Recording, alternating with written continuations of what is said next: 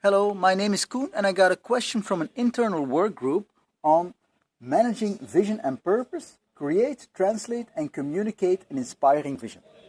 Their first question is, what's your definition of a vision? Well, for me, a vision is something that has a view on the external world.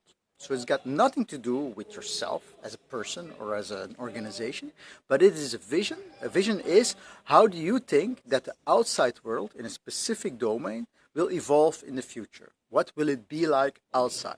It's got nothing to do with your own role in that or how you want to achieve that. So a vision is nothing more but a view on the future. The second question, what makes an inspiring vision? Well, of course, an inspiring vision, I'll put my laptop over here. An inspiring vision is something that makes people believe in a better future. Vision is about the future, and if you think that the future is going to be bad, people will not be inspired by it. So if you want to have an inspiring vision, the best thing is to mention how can the future become better. And if there's a better future, people will automatically see a place for themselves in that better future, and they will want to help you to realize that future. So that's an inspiring vision to me. The process you go through when defining a purpose or vision, tips and tricks. Well, I don't think so much in terms of formal processes, but when you want to know what the future is going to be like, there's an obvious thing to do, that is to research what has already been written about that domain and what other people think that the future will look like. So the first thing I do desk research and I start to investigate what other people think that will happen in this specific domain. And when you have the opinion of others, then you can start to think for yourself. Only then you have enough input to say, yeah, that I believe, but that I don't believe. And that might be true, but that might only be applicable in the US, not in Europe, for example. So then you start to work with the elements you found. And what I like to do is I like to go out and talk to people and discuss the ideas that I discovered. And when discussing the ideas with others, most of the time people who are not so much thinking about the future, then you get feedback and that feedback will learn you what is feasible and what is not feasible, what is probable and what is highly unlikely. And based upon that, you can start to develop your own insights into it. And you can say, well, if I combine these and these and these things, that will be the future that I believe in. And of course, it is much like reusing the ideas of others. But always when you see someone developing some vision, you will always see that they reuse the ideas that others already had. So definitely stealing. Stealing is very important when you want to develop a vision. Otherwise, you'll be very much alone on your island. The next question they have is, when defining a vision and detailing the process, what did not work and why? I think this is a good point to illustrate what is the difference between a vision and a mission.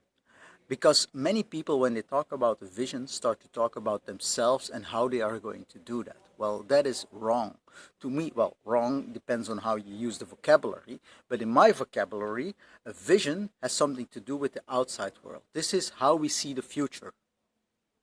A mission has something to do with yourself. This is what you think that your organization has to do to achieve that mission, to achieve that future. So first you say, the vision is the world will evolve to X, Y, Z. And then you say, and in that world, I want to do this. I want to do this specific thing to achieve that. It is my mission to do X, Y, Z to come to that new vision. So mission and a vision is fundamentally different. Vision is about the outside world. A mission is about what you want to do or what you want to achieve as an organization. And then when you translate that further down, you're talking about strategy. How are we going to do that? How are we going to implement our mission? That is strategy. That is the long-term approach in how you want to get where you want to be. And of course, on a lower level, it becomes a tactic and then it becomes operational.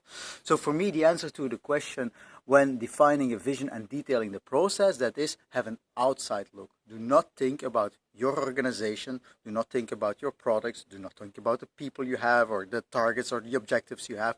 When you take all these things into account, you will make something for yourself and not for the outside world. So you need to let go of all of that and you need to develop a vision independent of who you are today as an organization.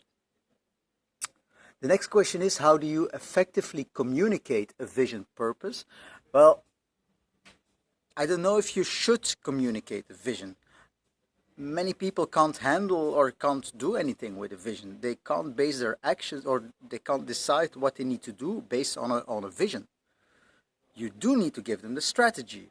You do need to tell them, this is our vision on the world. Our mission within that vision is to do this. And when we have that mission, we will do that by acting like A, B, and C. So when you want to translate something and when you communicate something, don't communicate the vision.